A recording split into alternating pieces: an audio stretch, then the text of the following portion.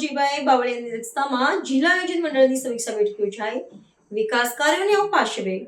દેવભૂમિ દ્વારકા જિલ્લાના ખંભાળિયા સ્થિત જિલ્લા સેવા સદન ખાતે પ્રભારી મંત્રી કુંવરજીભાઈ બાવળિયાની અધ્યક્ષતામાં જિલ્લા આયોજન મંડળની એક મહત્વપૂર્ણ સમીક્ષા બેઠક યોજાઈ હતી. આ બેઠકમાં વિકેન્દ્રિત જિલ્લા આયોજન અને આપનો તાલુકો વાઇબ્રન્ટ તાલુકો યોજના અંતર્ગત મંજૂર થયેલા વિવિધ વિકાસ કાર્યોની વિસ્તૃત સમીક્ષા કરવામાં આવી હતી.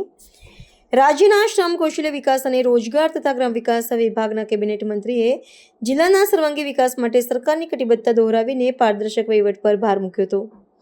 આ ઉચ્ચસ્તરીય બેઠકમાં વર્ષ 2022-23 થી લઈને 2025-26 સુધીના પ્રગતિ હેઠળના વિવિધ કામોનું મૂલ્યાંકન કરવામાં આવ્યું હતું.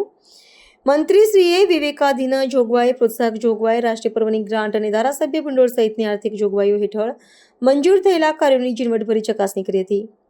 આ ઉપરાંત શિક્ષણ, આરોગ્ય અને સિંચાઈ જેવા પાયાના ક્ષેત્રોમાં ચાલી રહેલી કામગીરીને વેગવંતી બનાવવા પર ખાસ ભાર મૂકવામાં આવ્યો હતો.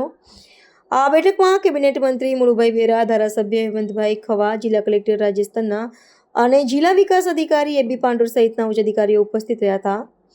વહીવટીતંત્રને સ્પષ્ટ માર્ગદર્શન આપતા પ્રભારી મંત્રીએ તમામ અમલીકરણ અધિકારીઓને નિર્ધારિત સમયમર્યાદામાં જનહિતલક્ષી કામો પૂર્ણ કરવા કડક સૂચના આપી હતી.